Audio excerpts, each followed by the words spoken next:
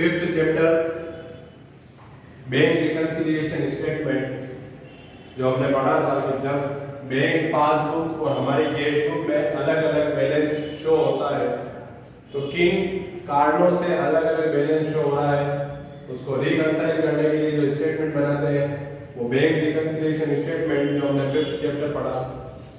Sixth chapter जो है वो है trial balance and rectification of errors. तो जब हम अकाउंटिंग की प्रोसेस जब हमने अकाउंटिंग का मीनिंग पढ़ा था तो उसमें पूरी प्रोसेस रहती है accounting is an art of recording. तो रिकॉर्ड करने के लिए सबसे पहले जो प्राइमरी बुक्स हमने बनाई थी जर्नल और सब्सिडियरी बुक्स वहां पर रिकॉर्ड होते हैं। रिकॉर्डिंग के बाद जो क्लासिफिकेशन होता है तो क्लासिफिकेशन के लिए जो जर्नल के बाद बनती है वो हमने पढ़ी लेजर जिसमें पोस्टिंग की जाती है। रिकॉर्डिंग के बाद लेजर पोस्टिंग तो वो लेजर अकाउंटिंग जो फिफ्थ चैप्टर था वो अकाउंटिंग की प्रोसेस में नहीं आता है।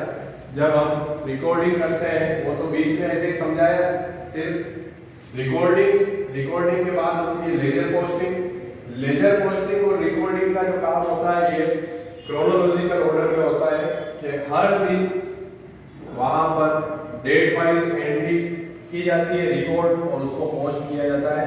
इसलिए जब हमने जर्नल का फॉर्मेट पढ़ा था तो जर्नल के फॉर्मेट में भी डेट का कॉलम होता है, डेट पर्टिकुलर्स एलएफ फिर डीआर और सीआर। ऐसे ही हमने जब लेजर में अकाउंट्स बनाए थे तो लेजर में भी डेट के कॉलम है क्योंकि जर्नल और लेजर जो दो हम पढ़ चुके हैं जर्नल और लेजर तो ये जो दोनों बुक्स होती है इन बुक्स में रोज एंट्री होती है।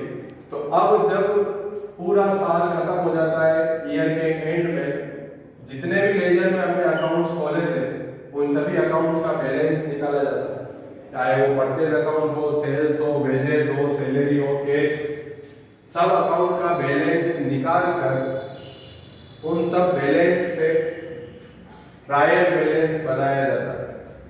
तो ट्रायल बैलेंस को अकाउंटिंग की प्रोसेस का पार्ट नहीं माना जाता है, लेकिन जब हम 31 मार्च के पास आ गए हैं, जब हमारा साल शुरू हुआ था फाइनेंशियल ईयर वो हुआ था 1 अप्रैल को, तो 1 अप्रैल से मई से जून जुलाई अगस्त ऐसे करते करते 31 मार्च आने वाला है। तो अब हमें आगे जाकर बनाने हैं फाइनल अकाउंट।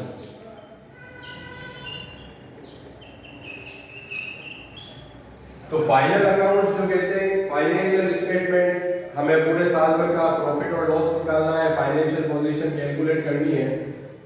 तो जर्नल और लेजर को सिर्फ एक बार चेक करने के लिए कि हमने अभी तक जो अकाउंटिंग करी साल भर में वो अकाउंटिंग एरिथमेटिकली सही है या नहीं है उसको चेक करने के लिए जो बीच में बनाया जाएगा। और देखो यहाँ पर डेट का कॉलम नहीं होता है, ट्रायल बैलेंस बनाया जाता है तो डेट ऊपर भी लिखी जाती है, ट्रायल बैलेंस एज ऑन 31 मार्च। जिस साल का बना रहे हैं डेट ऊपर ही आ जाएगी क्योंकि यहाँ पर हर रोज एंट्री ये ईयर के एंड में बनाया जाएगा। तो ट्रायल बैलेंस बनता है जो लेजर में हमने पोस्टिंग करी थी उस अकाउंट के बैलेंस से ट्रायल बैलेंस बनाया जाता है। तो यहाँ पर एक थ्योरी का क्वेश्चन आता है, ट्रायल बैलेंस की टोटल जो होती है डीआर और सीआर की, अगर दोनों टोटल मैच कर जाती है, दोनों टोटल इक्वल आती है तो ये माना जाता है कि हमने अभी तक जो अकाउंटिंग करी वो एरिथमेटिकली, इसको बहुत ध्यान से समझना, एरिथमेटिकली प्रॉपर है। इसका मतलब जहां पर हमें 10,000 लिखने थे तो वहां हमने 10,000 ही लिखे, जहां 1 लाख लिखना था वो 1 लाख ही लिखा। तो यहाँ जो थ्योरी का क्वेश्चन एग्जाम में आता है ट्रायल बैलेंस की टोटल मैच हो जाए तो क्या ये इस बात का प्रूफ है कि हमने जो अकाउंटिंग करी वो बिल्कुल प्रॉपर अकाउंटिंग करी, तो हमें आंसर देना है नो में, क्योंकि ट्रायल बैलेंस सिर्फ अकाउंटिंग की एरिथमेटिकल एक्यूरेसी चेक करता है। अगर कोई ट्रांजैक्शन आपने नहीं लिखे थे, लिखना भूल गए थे, तो उन सबको ये चेक नहीं करता। तो ये कहते हैं कि फाइनल अकाउंट जो हमको बनाना है उसके लिए जो हम बेस तैयार करते हैं कि अभी तक जो हमने साल भर अकाउंटिंग करी उस अकाउंटिंग में एरिथमेटिकली कोई एरर तो नहीं है, उस एक्यूरेसी को चेक करने के लिए ट्रायल बैलेंस बनाया जाता है। तो ट्रायल बैलेंस में जो कॉलम होते हैं वो फर्स्ट कॉलम होता है सीरियल नंबर। तो लेजर पोस्टिंग करते समय जितने भी अकाउंट्स हमने खोले थे उन सब अकाउंट का यह नाम होता है। जैसे मान लो कैश अकाउंट, तो जिनके डेबिट बैलेंस है वो डेबिट में और जिनके क्रेडिट बैलेंस होते हैं उनको क्रेडिट में लिखा जाता है। एसेट जैसे कैश एसेट्स होती है तो इसका बैलेंस मान लो 1 लाख रुपए हमारे पास कैश है तो इस तरफ लिखा जाता है। फिर एक अकाउंट जैसे हमने बोला था कैपिटल अकाउंट, तो कैपिटल अकाउंट हमारी लायबिलिटी होती है तो इसकी टोटल सीआर साइड जाएगी मान लो 3 लाख रुपए। ऐसे जितने भी अकाउंट्स हमने साल भर में खोले उन सब का सीरियल नंबर आता जाएगा, परचेज सेल्स, और लास्ट में जाकर ट्रायल बैलेंस की टोटल की जाती है।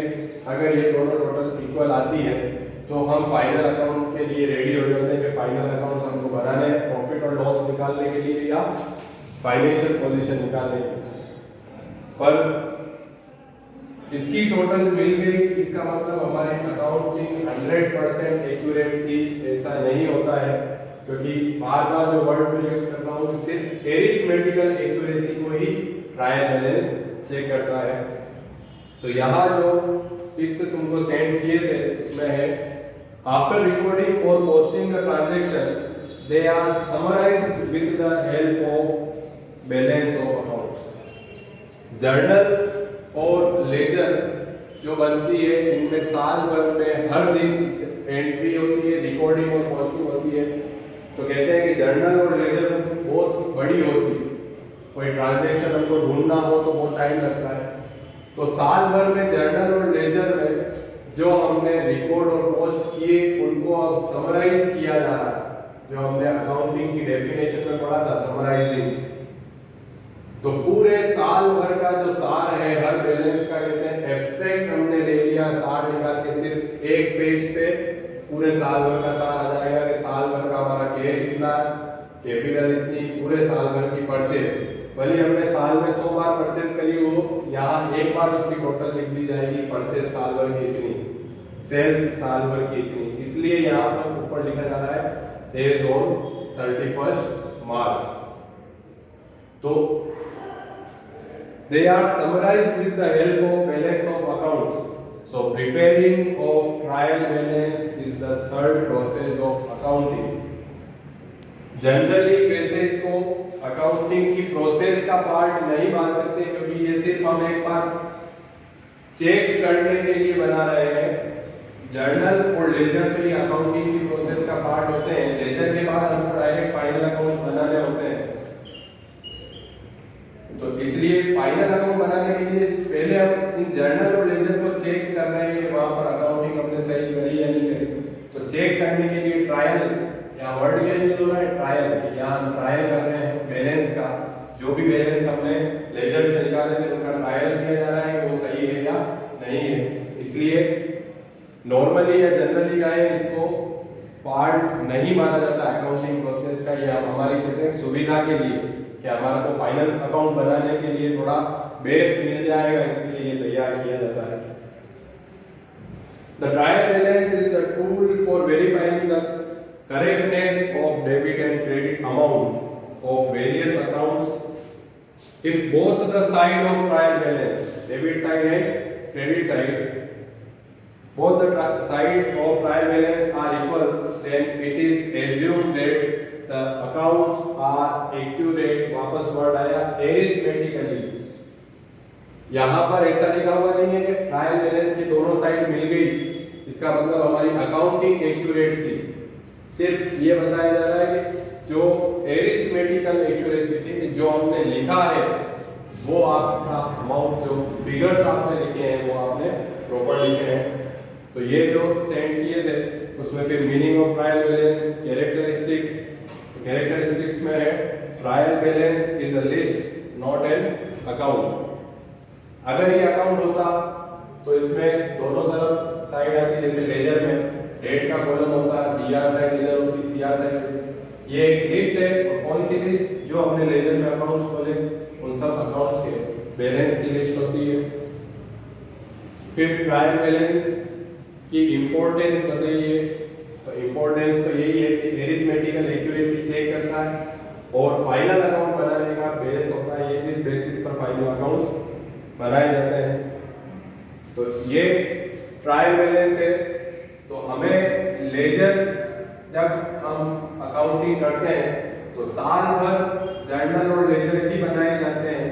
जब साल खत्म होने आता है 31 मार्च के हम आसपास आते हैं तो एक एक अकाउंट का बैलेंस निकाल कर उनसे हम ट्रायल बैलेंस प्रिपेयर करते हैं। और ट्रायल बैलेंस जब बन जाएगा तो ट्रायल बैलेंस की हेल्प से फिर हम फाइनल अकाउंट बनाएंगे, जिससे हम ग्रॉस प्रॉफिट, नेट प्रॉफिट और फाइनेंशियल पोजीशन डिटरमाइन करेंगे। तो फाइनल अकाउंट तो हमारी अकाउंटिंग का लास्ट प्रोसेस स्टेप होती है, लास्ट स्टेप फाइनल अकाउंट बनाने। फाइनल अकाउंट बनाने से पहले हम ट्रायल बैलेंस बनाते हैं। तो ट्रायल बैलेंस के जो 4 पेज तुम्हें सेंड किए थे उन्हें देखना है, फिर वो किस तरीके से बनता है ये हम अगली वीडियो में समझेंगे। ये आज ट्रायल बैलेंस का कंसेप्ट है।